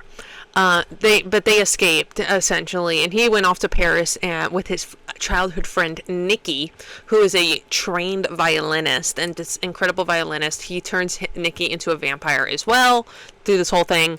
And Nikki works with Lestat and Armand. Lestat and Armand own the Theatre des Vampires, and Nikki is one of the orchestra players, like the first chair violin. Okay. Okay. Number 9, Nikki got his hands cut off by Armand because he wouldn't Okay. stop playing the damn violin. Okay. Oh wow. What That's a mean. Turn. So- That is mean. And you'll see it That's the thing. in the teaser trailer for season 3. You see Nikki with his hands cut off, smearing at the walls, going, "Get me out," because he's trapped with like bloody stumps, essentially. Oh, yeah. That's what would happen if you don't have hands. Now, Yeah. I have a question. If hair can grow back, Why? why can't hands? So I think they Like can. lizard. It just Can? takes a minute. I don't know. I can because I don't know if they're gonna like go with that route in the show. But can hands regrow in the Vampire Chronicles? Because I think they can. Like lizard. I think they should. If hair is growing back, If the That's hair's not growing fair. back. It's mentioned by Marius, and they can they can. I think they can, but most specifically, they can reattach them. You can sew them Okay. together. This makes sense. But Because if we're going by the laws of it can grow back, then you should be able to get the hand back. Yes. Because in Twilight, they can't get the hair back. I think they can get the hands back. I know that there's a something in one of the books Armand, maybe it was in Vampire Lestat, I can't remember, but Armand did like experiments on Claudia and like cut off her limbs and like reattach them in weird places. Guys, no. No. That's a 6-year-old. She's 6, by the way, in those books.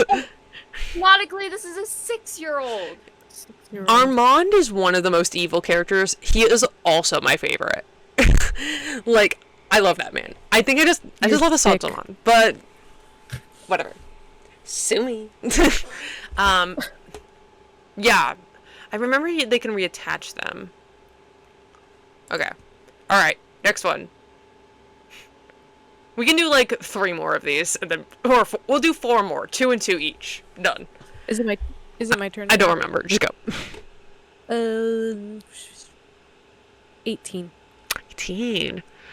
One of the ancient vampires, a red-haired twin, which I think is one of the Palestinian ones, turns into a statue, but her eyes are ripped out of the statue, so it bleeds blood from the eyes. I think in a later book, she's awake and has to steal the eyes of a mortal to see, but those eyes wear out easily. Oh. That's not nice. No, and human eyes do suck. They do suck. Mine are bad. Mine are bad. Okay, number 1. Number 1. Lestat drank the period blood of a televangelist girl who's just kind of cool with it happening. No. And I think that's going to happen in the Vampire Lestat. Because there's a part where he's like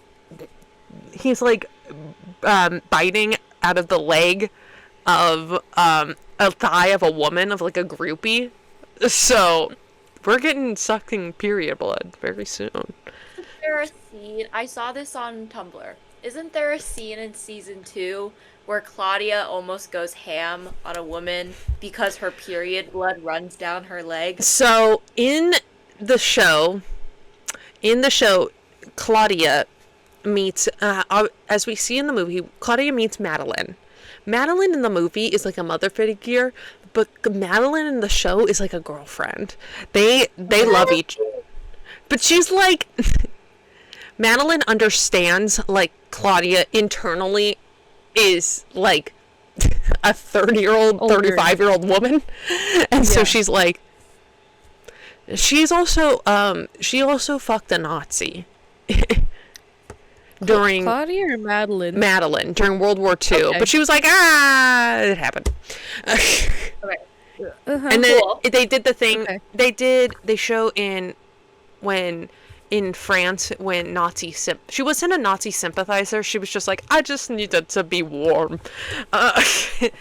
But they show that with Nazi sympathizers in France, they like rip them out of their homes and put them on the street and shave their heads. A very real thing that did happen. Yes. Anyway, so when Claudia and Madeline is like a dressmaker, and when Claudia and Madeline are talking, Madeline like bleeds through her tampon. What do they have in the 40s? I don't know. It's an underwear belt. Underwear, that's right, the belt. She bleeds through it. And Claudia is like, whoa.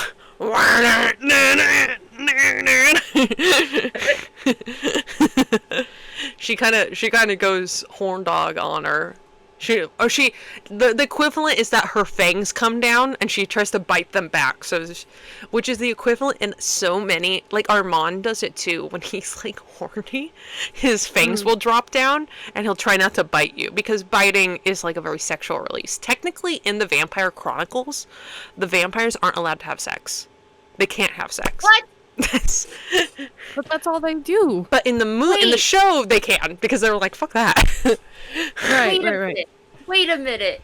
In the books, they can't have sex? What's the point of being a vampire? Yeah, I know, right? I'd kill myself. What are you gonna do with all that time? So, fun fact, also with Armand and Daniel, in the story, in the Devil's Minion story, since Armand can't have sex, I don't think I think as a vampire you can't get it up. I think. I don't know. I'm not Anne Rice. because of that, Armand utilizes a cuck chair. And so he'll ask Daniel, not a vampire during this part of the book. He'll ask Daniel to bring back people, and so Daniel can have sex with them. And then Armand sits and watches. Hold up. Okay. Okay. I'll accept the terms that they can't get it up. Whatever. I can accept that. You can still suck a dick. Oh, no, well, yeah, duh, but like, but Armand's just a little freak, so. But. It's so much more work, I guess, to do It's not. the other. No. Not. To bring someone else. Do you know what? That's so much work. That's so much more work to have to find someone. I don't want to be in this conversation. And we'll stop. No, to keep you do your thing. Armand's just a little freak, but they changed that in the show because we have hot gay sex in the first episode. Well, yes. Which, like, thank God. What's the point of being a vampire? Gay sex. Armand literally says in like I think it's episode 2 or 3 of the second season, he's like, everyone in the theater to vampires, yeah, I fucked. Like, I fucked everyone. Well, he's been the vampire the longest. Like, yeah, you had the time. And when he was being the little freak studying Satanism, he had to abstain from sex in being a vampire. So now he's like going wild. Are Satanists not allowed to have sex? I don't know, these You Satanists. think that's a group. And they're in the underground. They're in the Paris underground. They could be doing whatever they want. Yeah, you think that's the group that's letting loose and going wild. Huh. I'm learning a lot. All right, Horrible fun fact to know. one more each. One more each. I think it's May's turn. Go, May. Allie. What? It's your turn. It's your turn, Allie. My turn again? Oh, yes, because you picked the other one. What number have we not picked? Do 11.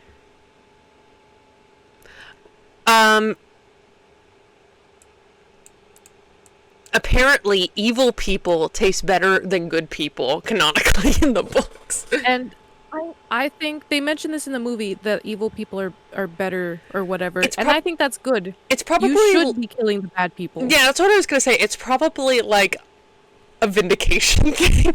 Yeah. Isn't it? I mean, Oh, if I I had was to jump through... Yeah, go. I was thinking it was like they literally taste better. Like sin piles up into like That's- a sort of flavor. Well, no, That's what I was probably. also thinking. Yeah, that's Okay. probably what it is. But also, Like, like, if you're- if you're gonna No, kill go. anybody, kill the bad people.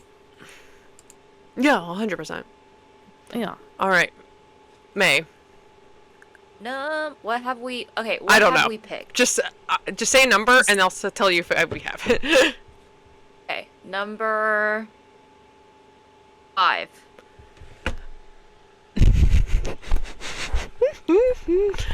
Lestat becomes human in The Tale of the Body Thief. We talked about that earlier. Yeah. He becomes human and has to pee, and basically has a meltdown because it was traumatizing to hold a penis, aim, and pee.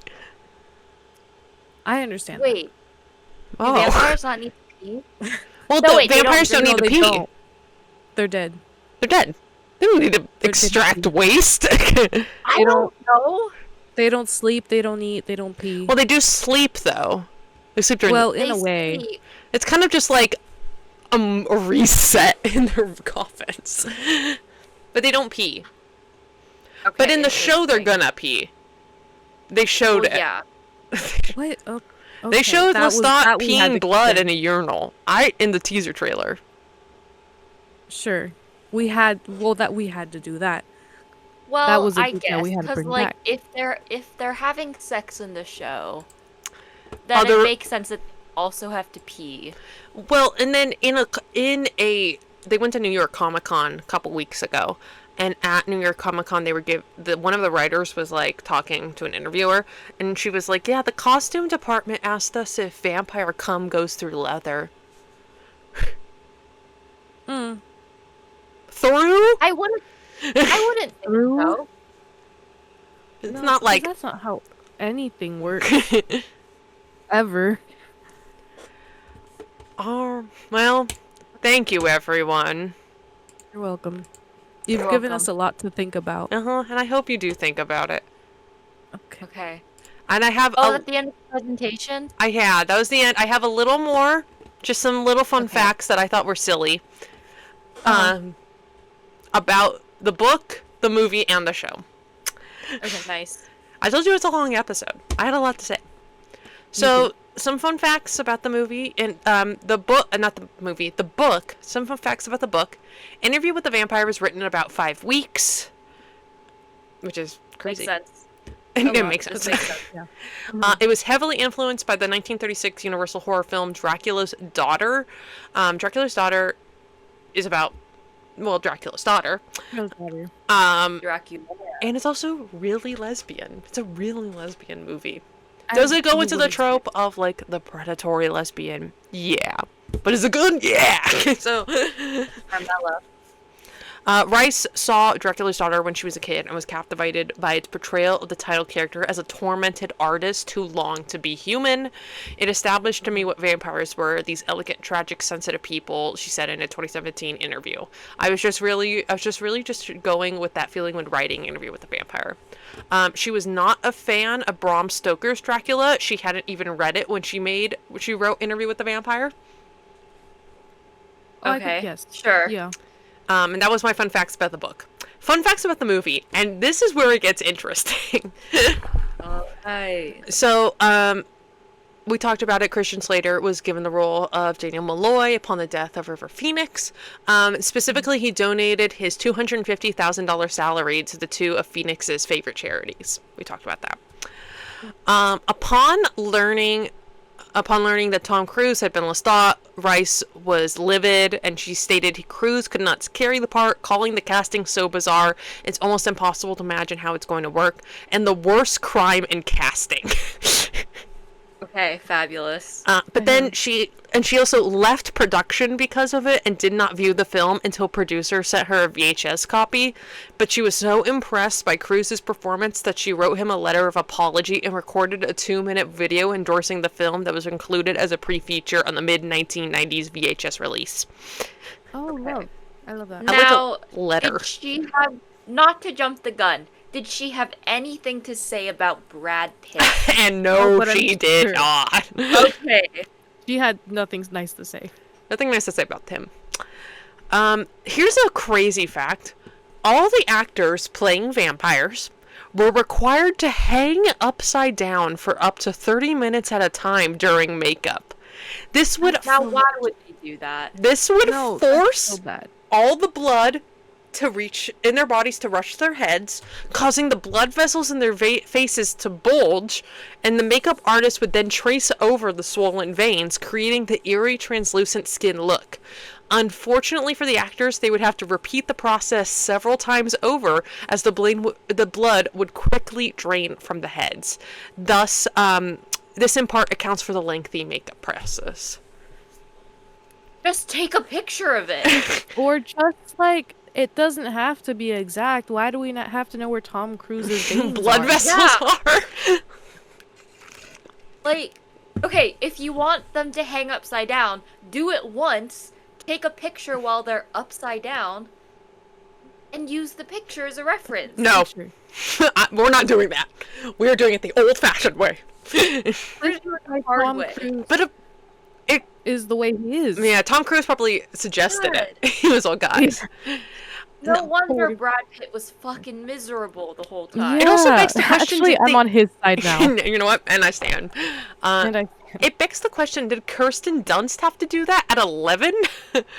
Oh, but Yeah. she's 11. That's fine. She's fun. This is what they do. I'm just having a good time. Yeah. Speaking of Kirsten Dunst, she wasn't allowed to watch the movie when it was released because her parents thought it was too scary for her. She was 12 years old at the time of it releasing. I get it. Yeah. She's like, Yeah. I think I remember her talking about it. She was like, I didn't watch it until I was like 16. Like, And that's a good age Yeah, to watch it. That's I a good think. age. Mm-hmm. Tom Cruise was placed on an elevated platform during some scenes to reduce the height difference between his character and other vampires. I forgot he's a short king. Which gave me a giggle. I forgot about that. According to Kirsten Dunst, Tom Cruise always sends her a coconut cake with white chocolate chips every Christmas. Dunst she's on the list.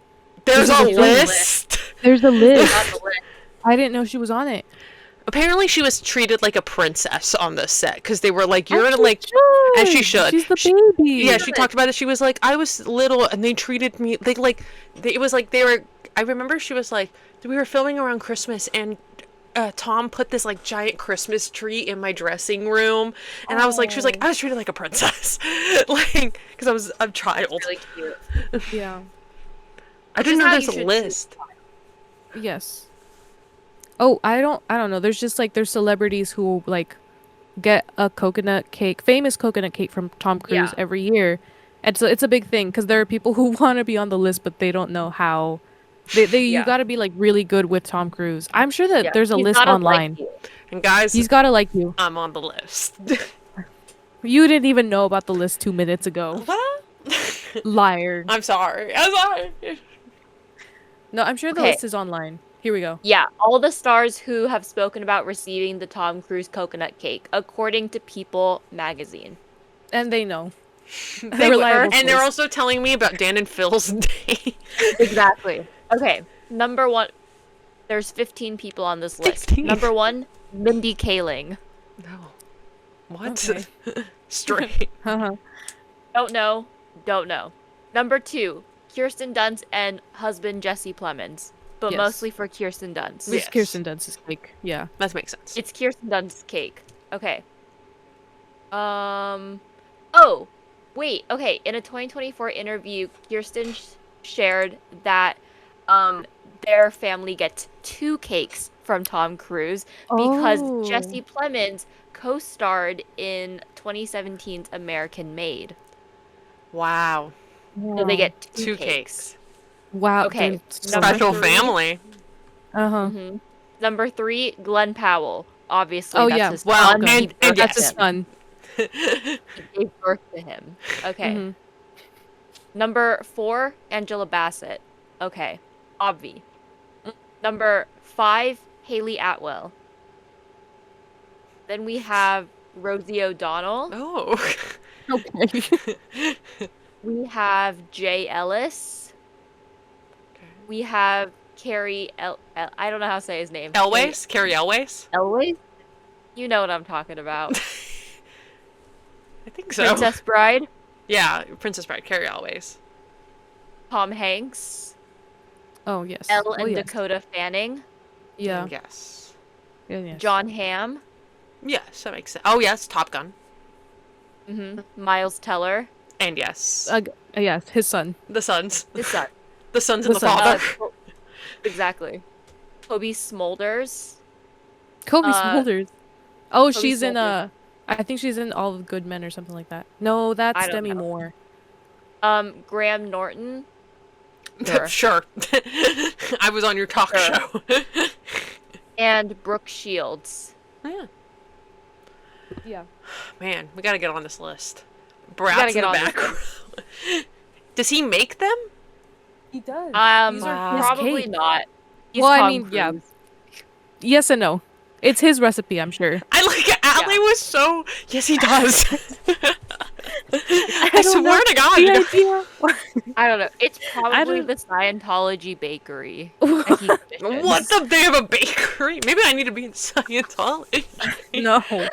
I like the idea of Tom Cruise in the kitchen being like, oh, time to make my 15 cakes. That's a lot of cakes. Oh, okay. According to Reddit, it's from Doan's in Woodland Hills. So we can just get this? We can... I think you could just get this. I want the Tom Cruise cake. You know what to do. The TLDR of from the person who posted this on Reddit. TLDR, it's a good solid cake, very rich, but nothing so special that I would have to get it again. It's not even that. They're like, yeah, it's a coconut cake. I don't even really like coconut cake. No. I don't like coconut. It's a chocolate coconut cake. Honestly, you probably could just scrape the coconut off of And it. just have chocolate Oh. cake. That's I probably don't true. like Yeah. chocolate cake either. We have to make a pit stop to Woodland Hills. Well, all right. Speaking of Tom Cruise, he wanted a private set, so tunnels were built to escort the actors to and from Wait. set. Okay. No. This was Okay, done so Tom. the vampire's makeup effects would remain a secret, but I don't know what they mean by tunnels. I don't. Did they make no? Like you're Also- getting The it, they made catacombs. tunnels. They dug under. The streets of San Francisco are lined with tunnels. And also, you talked about Tom Hanks. Anne Rice met with Tom Hanks to take the part of Lestat after seeing his performance in Philadelphia. But Hanks turned it down in order to star in Forrest Gump. That's The right crazy. choice. The correct choice. Imagine Tom Hanks as Lestat. No, Okay, no, that You- doesn't work. That's worse. That does not I can't. happen. I wouldn't have so been able to bad. take it seriously. That's so funny, actually. During filming, tensions developed between Tom Cruise and Brad Pitt over the latter's, Brad Pitt's, alleged poor personal hygiene. Yeah, I believe it. According to Okay. Cruise, his co-star didn't use any deodorant and the resulting body odor became noticeable. It's method believe it. acting. He's method acting. It's method. He was the He's like, okay. best. He's Hey, like, I'm I'll dead. do anything to slander Brad Pitt. It's true. Please slander him. He's awful. Also, speaking of method acting, Tom Cruise prepped for the role of Lestat by watching videos of lions attacking zebras in the wild. Okay. Freak. Listen. I love him. He's just so crazy. Like, what the hell? Oh, she's so crazy. And then the film was subjective. The film was subjective. Sorry, I read that wrong. The film was a subject of controversy due to inspiring a real-life crime shortly after the film's theatrical release. Nice. Let's go. That's not fun. I mean, No, interesting. on November 17th, 1994, a man named Daniel Sterling and his girlfriend Lisa Stellwagen watched the film together. The next day, Sterling stabbed Stellwagen 7 times in her chest and back and sucked the blood from the wounds. Oh, no. We need hobbies. We need everybody get a hobby. Fortunately, Everyone get a copy. Stellwagen survived. Oh, good for Good. her. Okay, good That's for called her. the spirit of a woman. That's Dedication. Right on. And Sterling was arrested. He claimed in court that the film influenced his plan, and the jury convicted him of attempted first-degree murder, among several other charges. Yeah. I would love. I'm just imagining this man in court, and he's going, "Y'all seen that interview of a vampire movie? Tom Cruise! That's Y'all crazy. seen the one with the vampires? It just came out, You just get, guys. guys." And here's some facts about the show. Sam Reed, who portrays Lestat, is a huge fan of the Vampire Chronicles novels and had read them as a child. After he was cast, he went back and reread the novels to study Lestat as a character. He would also play vampires in school plays, and there's an insane photo of him as, like, some Oh. emo vampire online. That's fun. He was born for this. He was. He is Lestat. Like, you'll watch him and Yeah. you're like, that's Lestat. Like, I don't know you as anything else. Eric Bogosian. This fact, by the way, was just crazy. It has nothing to do with Interview with the Vampire, but it was in the fact section, the fun facts section. Eric Bogosian, who portrays Daniel Malloy, a newsman and an author, is also a historian and writer off-screen and a person of Armenian descent. He wrote Operation Nemesis, which is the code name for a covert operation in the 1920s to assassinate the Turkish masterminds of the Armenian genocide. Nice. He wrote the plans? No, the book! The book! The plans! He wrote a book about it. Okay. It was in the 20s! I don't know. Plans for the 1920s Armenian This is- genocide. This is And why he's I all- had to, he this is wrote what I the- had to clarify. I He wrote the plan! And I was there. and also what a crazy thing to get credited for, you know? Like I'm looking at the interview with the vampire fun facts section, and this pops up. I'm like, okay. That's why I put it. I was like, why? yeah. Sorry. It's okay. While filming the love scene, hot gay sex between Lestat and Louis in the show's pilot, Sam Reed and Jacob Anderson, while nude, had to balance on a small platform that was lifted by a mechanical crane by the stunt crew because they float as having gay sex because it's just that good.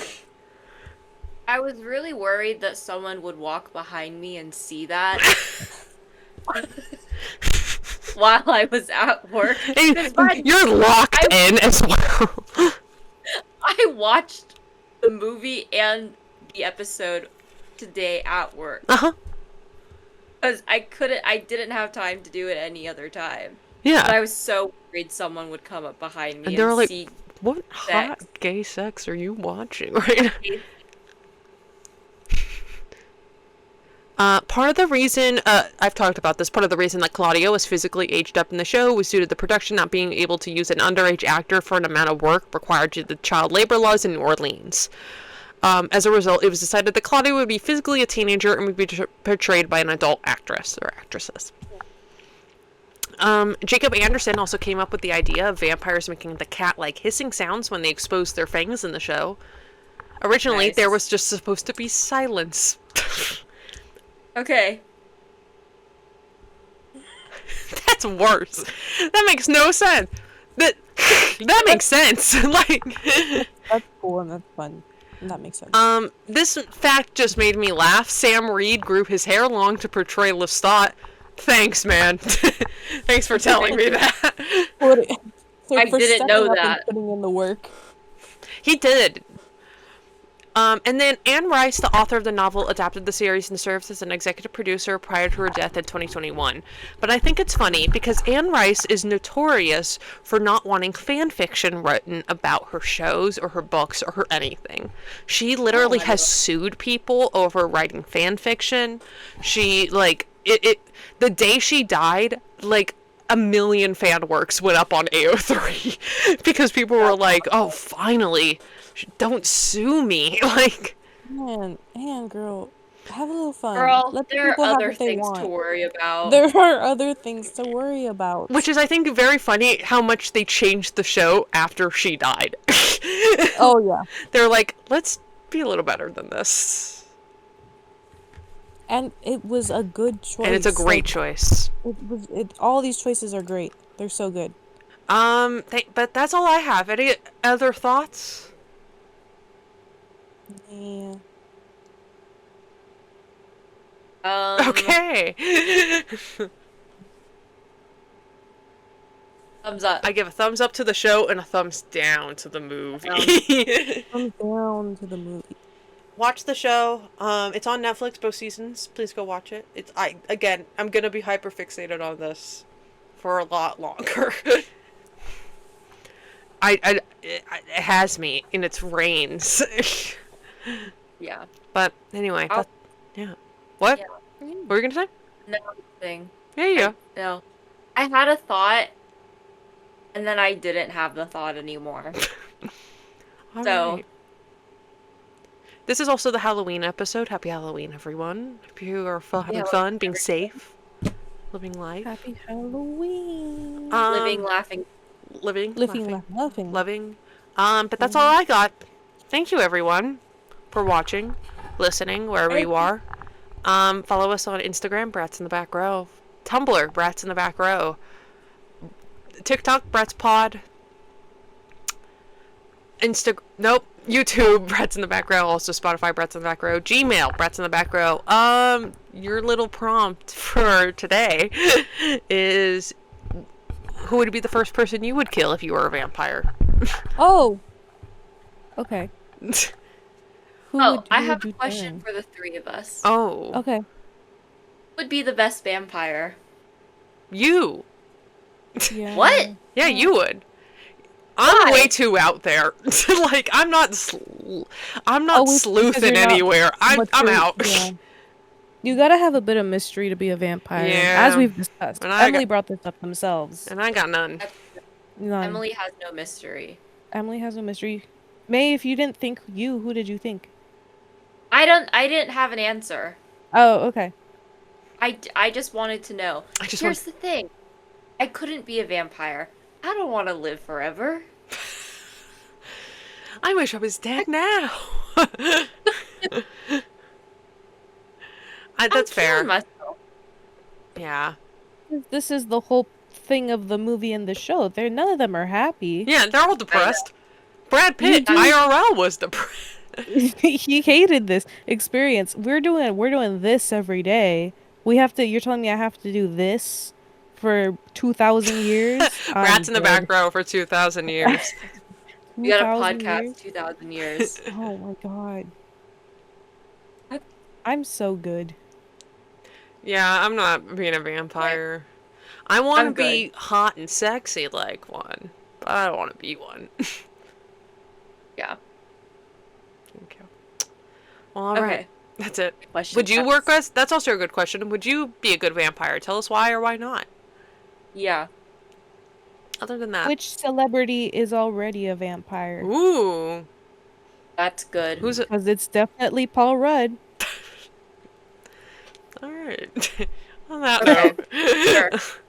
Thank you, Sure. everyone. Okay. Next week is Yeah. somebody. I don't know. I think it's May. Yeah. Yeah. But thank you, everyone. Again, happy Halloween and goodbye. Ooh.